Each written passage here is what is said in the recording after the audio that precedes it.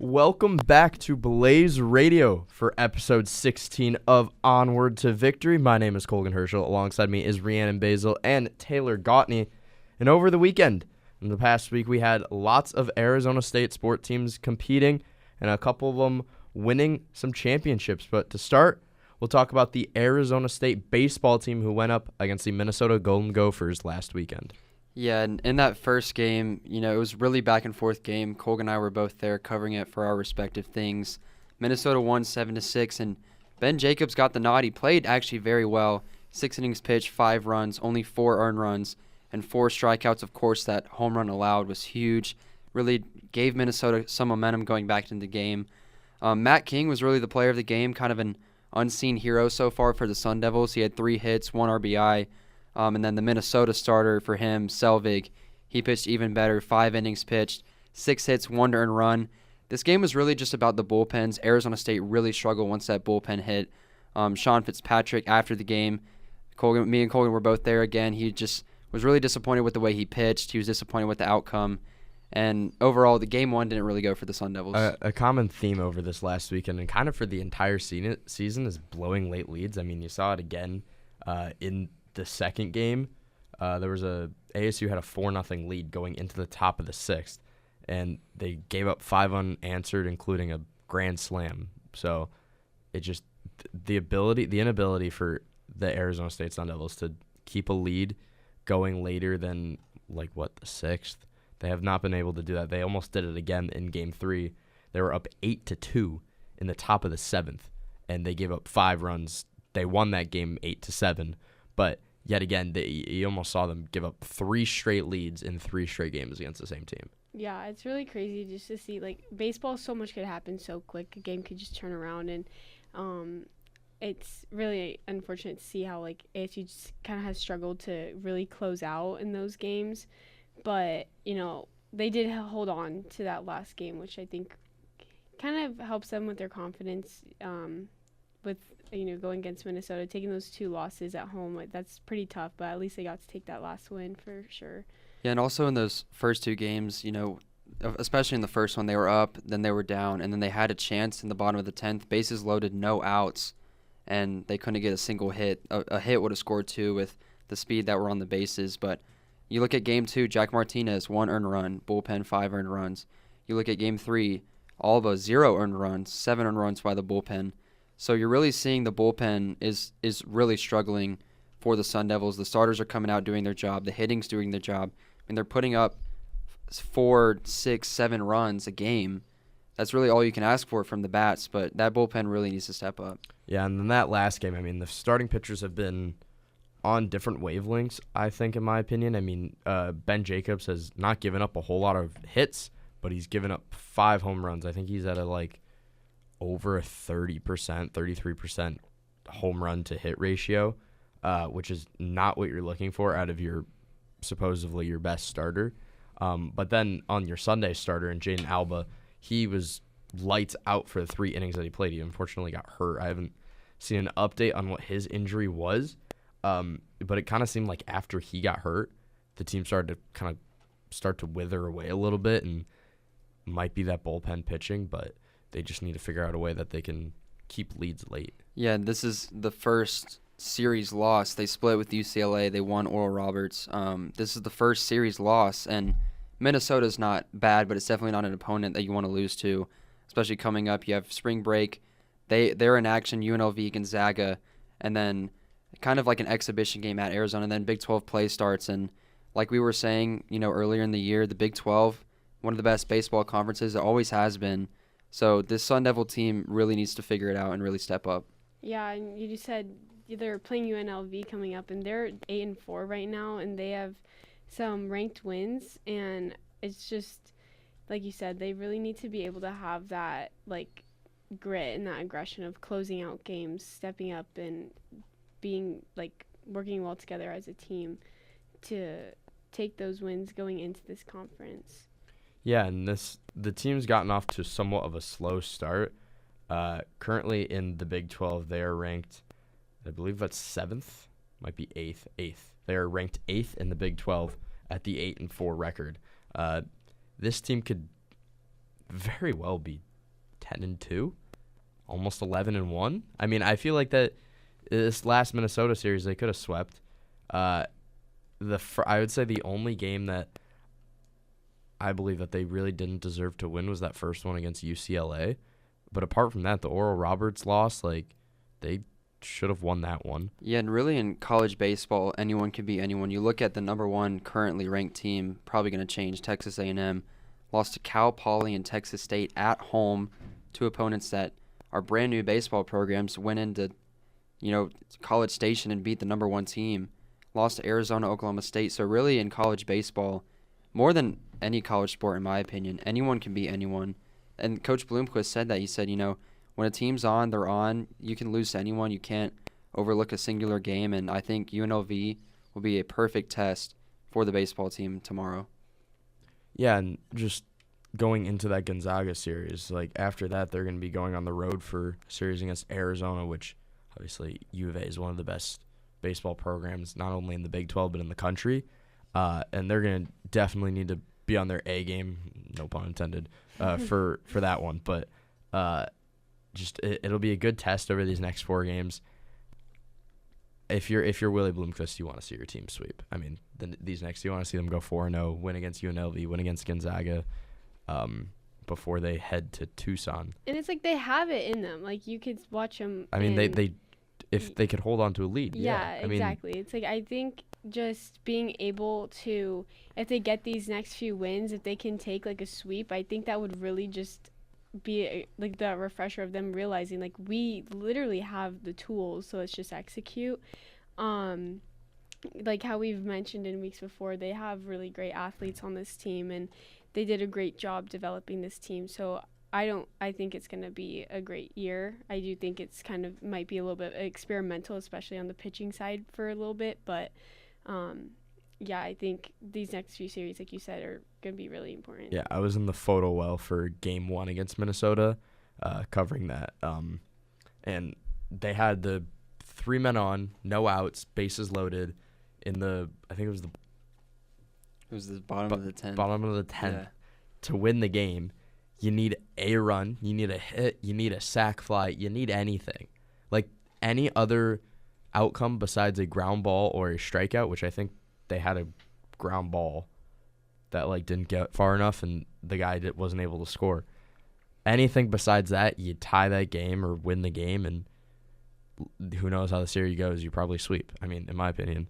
But it just felt like after that moment, team started to wither away, faltered a little bit. Obviously, they lost that game, and then the next one wasn't a great performance. But, yeah, I think if they can keep leads late, they'll have much more success in this really good division of baseball. Yeah, and shout out Eli Sundquist. He was the pitcher in the bottom of the 10th. He got 3 outs in a row with 2 strikeouts to end the game.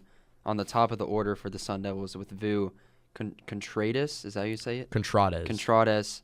And I believe Brandon Compton. He got all 3 of them out. So, I mean, props to him in that first game. But I believe one was Isaiah Jackson. But baseball really needs to, they have the team, they have the pieces, they have the prospects, they have everything that we've been talking about. But they just need to hold those leads and win some games. Yeah, just looking at it right now, it was a single by Jackson, another single by Jax, and then Cromwick was hit by the pitch, and then he flew out Kyle Walker. Runner wasn't able to score. Then Contreras and Kian Vu both struck out.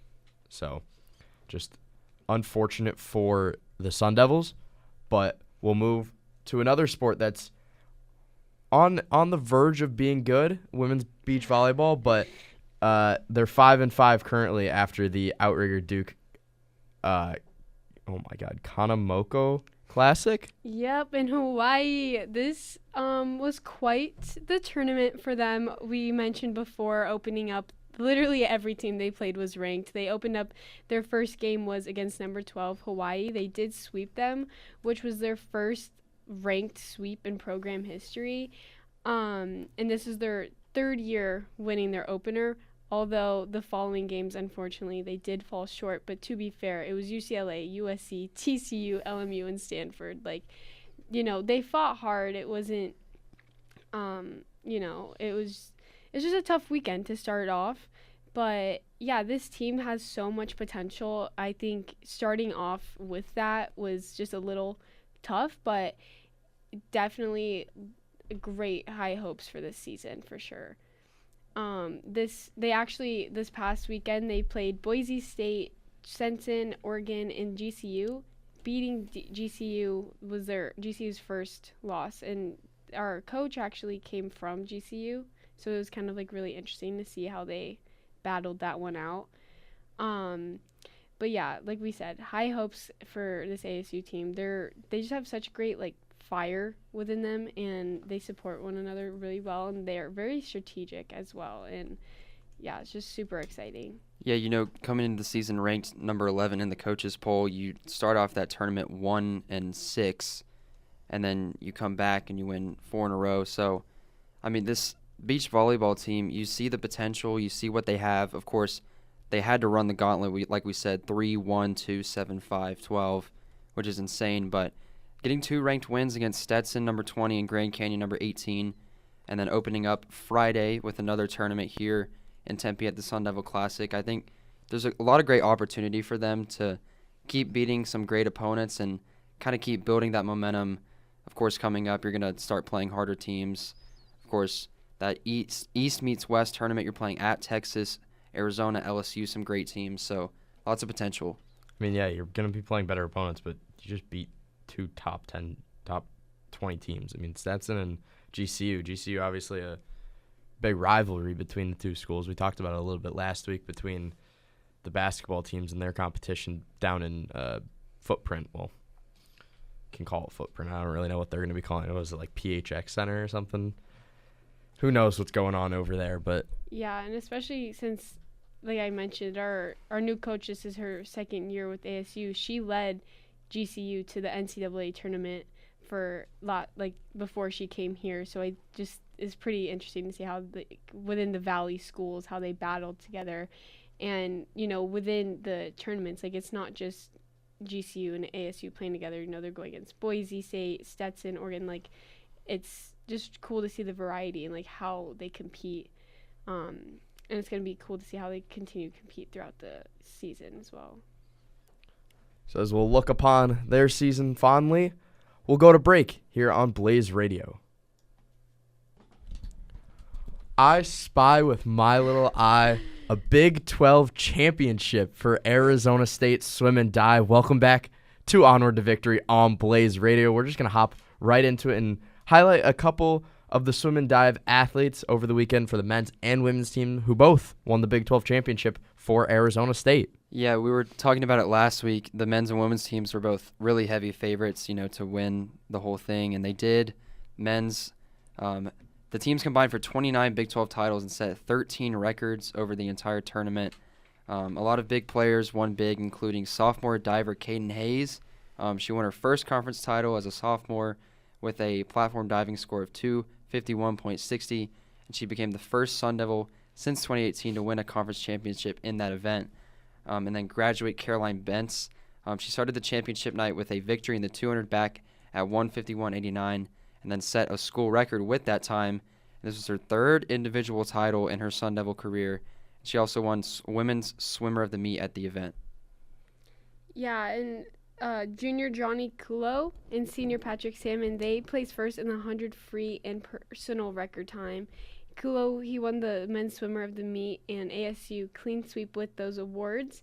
And this is just really, really cool to see, like, ASU just popping out this year. We've mentioned this time and time again on our show, just the way that they show up in this new conference and just blow them out of the water. I believe this is their 4th Big 12 championship. Well, Volleyball? it's technically their first, but No, like in program. Oh, you mean like Because ASU? football, volleyball, Oh, yeah, volleyball, and then the 2 swim and dive teams. I believe that's it. mm-hmm. Unless I'm For forgetting now. something. For now, at least, yeah. Until Should we any of the other predict sports. a little bit of a maybe beach volleyball? who knows? They're currently ranked highly, but this new year, there was a lot of ifs about these teams going into the Big 12. Some sports are weaker than others. You can kind of look at football for that one. But you look at baseball, I mean, that's one of, if not the strongest division for baseball. And then basketball is even more the same, but Arizona State basketball has kind of proven that. But the 4 championships that they have so far, that's pretty impressive. I mean, you get a school getting 4 I can't name a single school that has 4 championships in their division or in their conference in one year. I can't from this season. Especially a new conference. Because Oregon and Ohio State and all those teams, they don't win the Big 12 for other sports. They might win it for basketball. I think the only one that would come close is Alabama last year. Well, that would be last year, but I'm this year, Well, they sucked at football this year, so. Well, it sucked. They still finished top 15, but it's impressive for Arizona State to get these many trophies and in these sports that it's their first season competing in, and the Pac-12 was a very good division. I would say that the Big 12 is very comparable. I mean, you look at a team like Oregon who moves from the Pac-12 to the Big 10. That's obviously a much better division than Big 12 overall.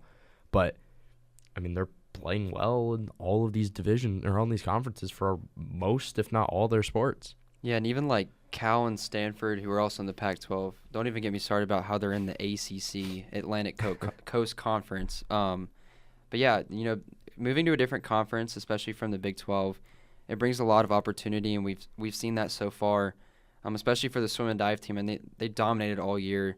They won every single one of their matches except for one against the number 5 NC State University. And then they beat number 1 Cal at Cal, and number 9 Stanford. So the swim and dive team really just dominated. And then at the Big 12 championship, the women's team won the 300 free relay with 3:13.64 and won the first conference title for the team in program history for the women's team. And then the men set a Big 12 record with a 2:14.03 to close out the night and their first Big 12 championship. Technically, they've won a lot in the Pac-12, but first Big 12 championship for the swim and dive. Yeah, I'm just going to make one quick comment before we move on to a segment that we've been looking to do for too long. I personally think that we're going to see a major division realignment amongst all sports in the coming years, because you see teams like Arizona State who are playing teams in random places. I mean, you just mentioned it, Cal playing in the ACC.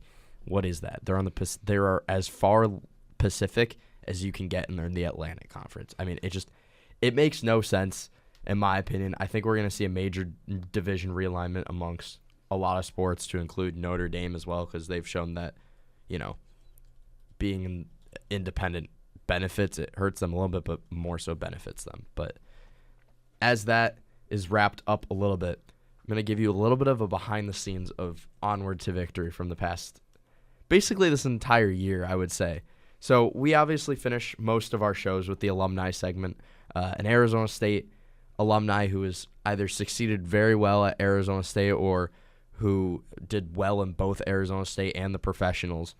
Throughout this entire year, we have touched on guys like Phil Mickelson, Josh Doan for the hockey team, the wrestler Anthony Robles, who we did, I think it was a couple weeks ago. But there's been one player who I would say is the best professional athlete to come out of Arizona State, whether for reasons that are controversial, but we have had him scheduled on our sheet for the past, I want to say 3 or 4 weeks now, since we came back from winter break. I think Anthony Robles was the last alumni we did. I think so, and that player is Barry Bonds, who holds the record for most home runs in the MLB, most MVPs. He's arguably the greatest player in terms of hitting in MLB history. He's definitely, in my opinion, the best player who's not in the Hall of Fame. Obviously, there's reasons behind that, but he went to Arizona State. Not many people actually know that. His stats are incredibly difficult to find from Arizona State, but he played 196 games, 247 hits, and 45 home runs. He batted .347, which in terms of Barry Bonds, you would expect him to actually probably do a little bit better because he's in college, and then he hit 312 and 275 with the Giants and Pirates respectively in the MLB.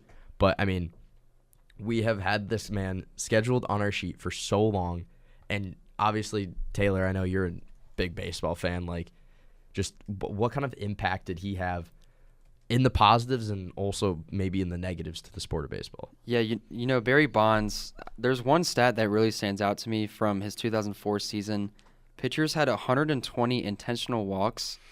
There was numerous moments that the bases were loaded and they would intentionally walk Barry Bonds so that a grand slam didn't happen and only allow one run and have a better chance. But, you know, Barry Bonds, when he hit the 756th home run in San Francisco, I mean, you just saw it. He beat Hank Aaron's career record on August 7th, 2007 against the Nationals, and it was such a huge moment. If you ever watched Hank Aaron breaking the record, I would everyone be so surprised if anybody listening had ever listened to or watched Hank Aaron. Like anyone, well, it's all over YouTube. Like people rushing the field, and then for Bonds, his loved ones at home plate. Giants broadcaster, shout out Will Anderson, 756. Bonds stands alone. But yeah, Barry Bonds, it's very objective because baseball, it's so hard to say who the greatest of all time is because there's different eras. Of course, Babe Ruth, you could say Hank Aaron, you could say, you know, Alex Rodriguez if you really wanted to, Derek Jeter, all those guys. But I genuinely think Barry Bonds is the greatest baseball player of all time. Yeah, and he's received 8 Gold Gloves for his defense. And like we said, like I feel like we, throughout the show, we kind of just like forget and then we realize there's so many amazing people that come out of ASU, and it's just so funny that it's like it's March. We've been doing the show since when? And like October. You know, Anthony Robles was a big like whoa, and Barry Bonds. So we're so glad to be able to shout him out. And about Colgin saying that no one knows that he went here, I mean, like I would say I'm one of the biggest MLB fans here, and I didn't figure out he played at Arizona State until they showed him on the football jumbotron. Now, him, Dustin Pedroia, Reggie Jackson, like there's so many random guys that played baseball here that you just don't see advertised. It's such a big program here that it's honestly, I wouldn't call it a blue blood because it's not, but it's one of those teams where it's like you got a player coming out of it. All right, are they going to be good? No. Okay, they're not going to make it in the MLB. They're not going to be good. Are they going to be good? Yes. Okay, they're going to be one of the greatest players to ever play.